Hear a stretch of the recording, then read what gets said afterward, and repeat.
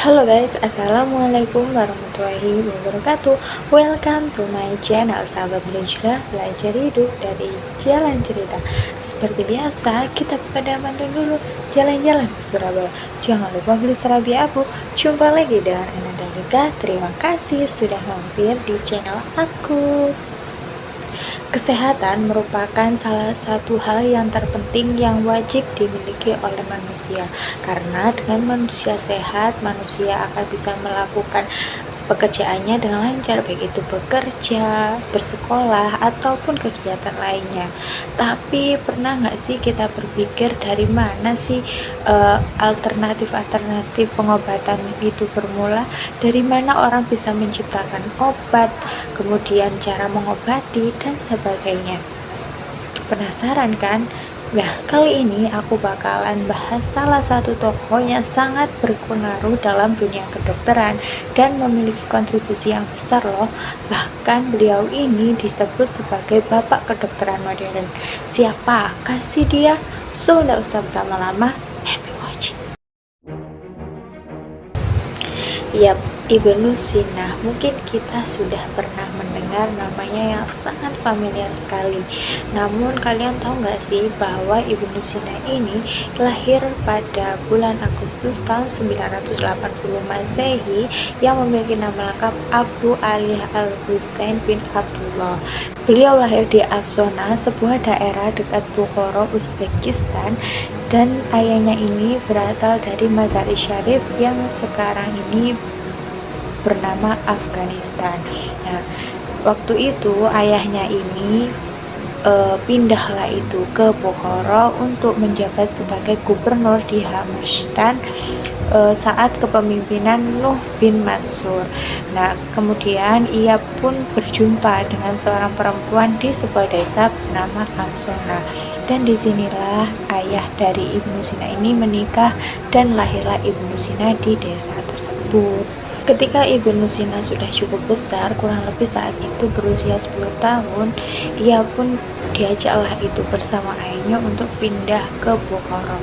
Dan di sana tak tanggung-tanggung ayahnya pun mendatangkan guru khusus untuk putranya tersebut. Bahkan ia diajari secara khusus Al-Quran dan sastra Arab lainnya. Nah, di sini juga Ibnu Sina tertarik sekali dengan ilmu filsafat ketika ia ini kerap mendengar ayahnya itu sedang berbincang-bincang dengan pengikut Ismailiyah saat itu.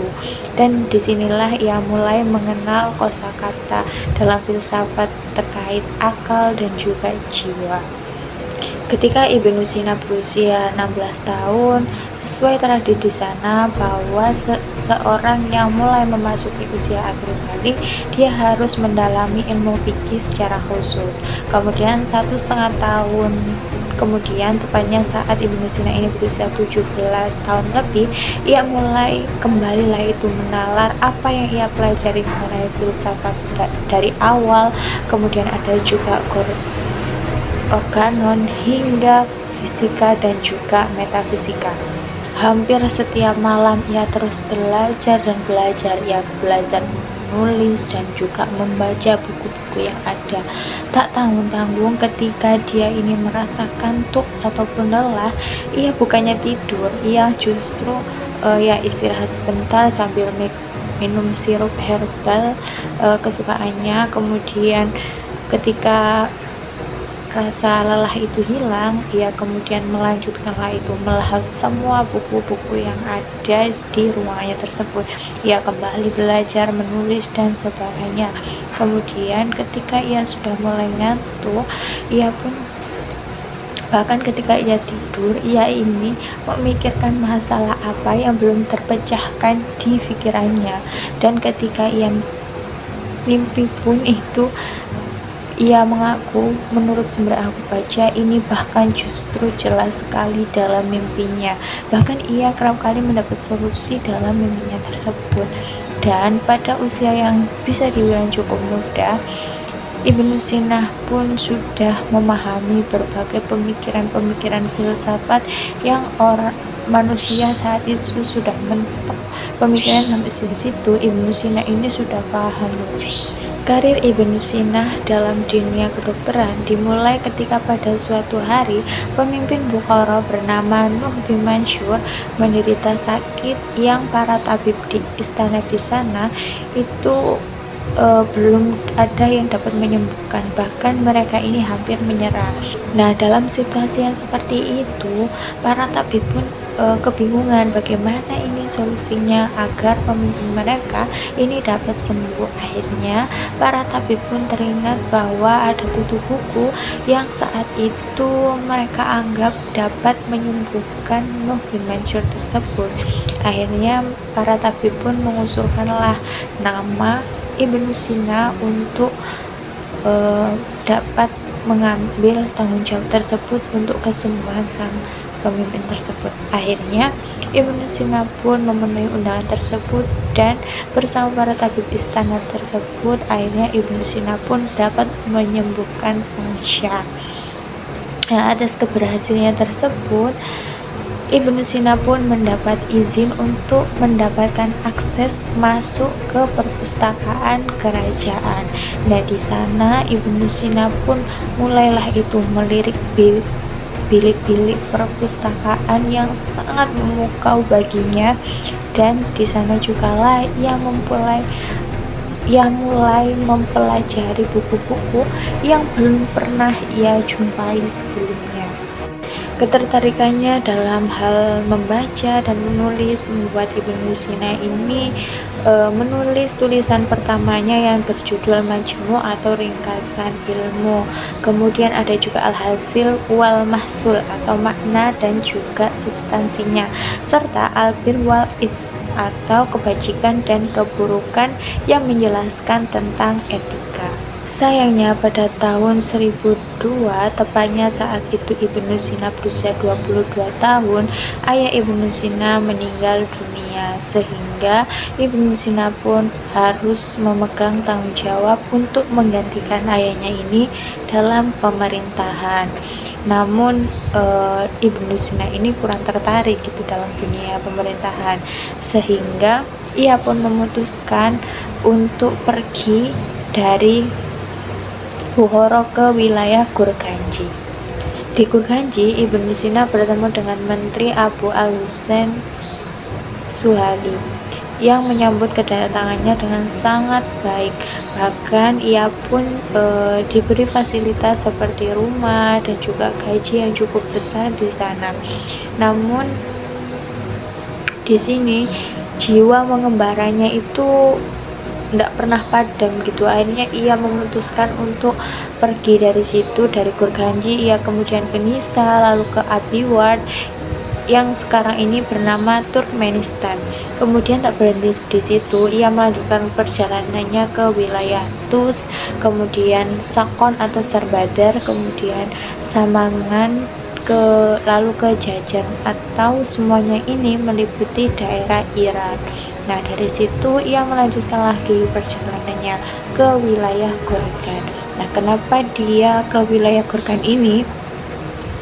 Karena ia mendengar bahwa di wilayah Gorgan ini terdapat Sultan Qobus yang sangat menghargai dan melindungi para ilmuwan.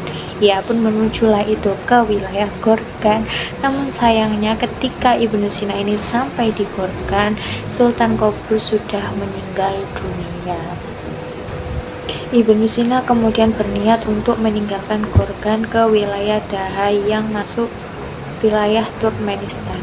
Namun baru sampai di tengah perjalanan ia ini menderita sakit gitu. Akhirnya ia pun memutuskan untuk kembali ke Gorgan. Nah, di Gorgan inilah ia bertemu dengan Abu Ubaid Juzjani yang nantinya ini menjadi murid yang setia dan juga mengabdi kepada Ibnu Sina hingga akhir hayatnya. Nah, penduduk dari Gorgan sendiri itu sangat baik loh kepada Ibnu Sina. Bahkan ada salah satu dari mereka ini yang memberikan fasilitas Ibnu Sina itu sebuah rumah yang nyaman. Akhirnya Ibnu Sina pun memutuskan untuk mendiami Gorgan lah itu sebentar, dan disinilah ia menulis karya tulis ternamanya yang sangat dikenal sampai saat ini, yaitu Al-Qanun fi At-Tib. yaitu kanon kedokterannya untuk pertama kali. Selang beberapa waktu, akhirnya Ibnu Sina pun melanjutkan kembali perjalanannya. Kali ini ia pergi ke Rai di Persia. Nah, saat itu Rai ini diperintah oleh dinasti Buwaihi yang saat itu dipimpin oleh Majd ad-Daulah, yang saat itu dia ini masih kecil karena ditinggal ibunya yang sakit dan meninggal. Namun saat itu Majd ad-Daulah ini sedang sakit sehingga Ibnu Sina pun diminta untuk merawatnya.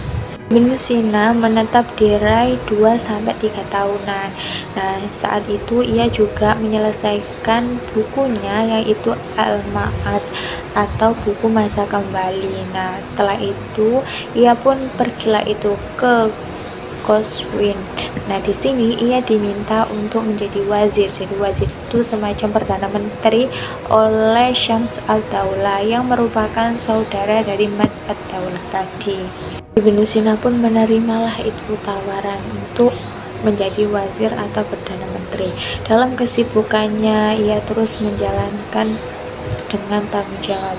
Namun di sini muridnya yaitu Dusjani tadi itu meminta kepada gurunya untuk meskipun dengan kesibukannya itu minta tolong untuk beliau tetap mengajar kami gitu. Akhirnya dengan kesibukannya Ibnu Sina pun tetap meluangkan waktunya setiap malam untuk mengajar para murid-muridnya itu di rumahnya. Dan berkat rutinitas yang memang diatur sedemikian rupa, Ibnu Sina pun berhasil menyelesaikan buku Al-Qanun fi Atib atau konon kedokteran tadi. Serta Ibnu Sina pun juga menulis bukunya kembali yaitu Asy-Syifa atau buku penyembuhan. Ketika kepemimpinan Syams ad-Daulah tadi berakhir karena ia meninggal pada tahun 1021, sebenarnya Ibnu Sina ini tetap diminta untuk menjadi wazir kerajaan. Namun di sini Ibnu Sina menolak hal ini karena sebelumnya jenderal di Hamadan itu sempat menyerang Ibnu Sina. Akhirnya Ibnu Sina pun memilih untuk pergi dan bersembunyi dengan bantuan pelindungnya yaitu Abu Khalid al-Attar. Nah, pada kurun waktu inilah digunakan Ibnu Sina untuk menyelesaikan kitab Asy-Syifanya. Dia bahkan menulis kurang lebih 50 halaman per harinya. Selama dalam proses persembunyian, Ibnu Sina ini sempat melakukan korespondensi rahasia dengan Ala ad-Daulah yang merupakan penguasa Isfahan saat itu dan menawarkan dirinya untuk menjadi pembantunya. Penguasa di Hamadan, khususnya Menteri Taj al-Mulk yang mencium atau mendengar kabar itu pun mengira bahwa Ibnu Sina melakukan pengkhianatan. Mereka pun kemudian menangkap Ibnu Sina dan memenjarakannya di kastil luar Hamadan. Dan di sini ia kemudian dipenjara kurang lebih selama 4 bulan. Kemudian Ala ad-Daulah itu menyerang Hamadan dan mengakhiri pemerintahan Ala ad-Daulah pada tahun kurang lebih 1023 dan akhirnya Ibnu Sina pun bebas. Selama di tahanan, Ibnu Sina menyibukkan dirinya dengan menulis, dan buku-buku yang dihasilkan ketika ia ini di penjara itu banyak sekali, mulai dari kitab Al-Hidayah atau buku Hidayah, kemudian ada juga Risalah Han bin Yaqzan yaitu kisah seorang yang waspada, kemudian ada juga kitab Al-Kulen atau buku tentang kolik atau sakit perut, kemudian Al-Adawiyat Al-Qabriyah yaitu pengobatan jantung. Kemudian ketika keluar dari penjara tersebut dan masih di wilayah Hamadan, ia pun melanjutkan tulisannya terkait bab logika tentang kitab Asy-Syifanya. Ibnu Sina sempat ditawari untuk kembali menduduki posisi administratif di Hamadan tersebut, namun ia menolaknya dan memilih untuk ke Isfahan bersama Dusjani dan murid-muridnya, dan mereka pun menyamar menggunakan pakaian sufi sampai di gerbang Isfahan. Nah, di Isfahan mereka ini pun disambut dengan baik dan diberi tempat atau kediaman yang nyaman. Setiap Jumat malam, Ibnu Sina menggelar pertemuan untuk membahas topik baik itu ilmiah maupun filosofis bersama orang-orang terpelajar dari berbagai golongan. Selama tinggal di Isfahan, Ibnu Sina ini tidak terjun ke dunia politik. Ia lebih memilih untuk menulis dan juga mengajar. Dan di sini juga ia kembali menulis karyanya, yaitu yang diberi judul Danis Name-i Ala atau Buku Pengetahuan Al-Daulah.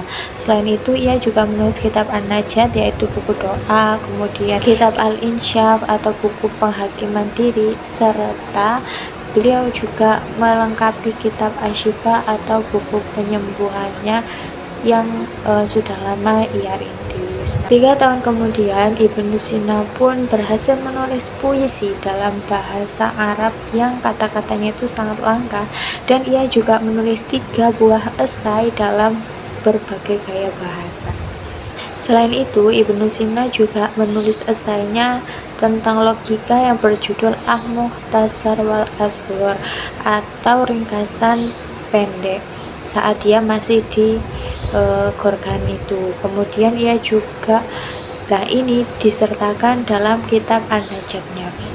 Pada tahun-tahun berikutnya, Ibnu Sina pun kembali menulis. Ia kali ini mencoba untuk menulis linguistik Arab yang ia beri judul Lisanul Arab. Namun sayangnya karya ini belum terselesaikan sampai akhir hayatnya. Nah, hasil karya apa saja sih yang merupakan sekaligus penemuan dari Ibnu Sina dalam dunia kedokteran? Kita masuk. Yang pertama, dalam cara pengobatan. Ibnu Sina adalah orang pertama kali yang menemukan cara untuk menyuntikkan obat ke bawah kulit.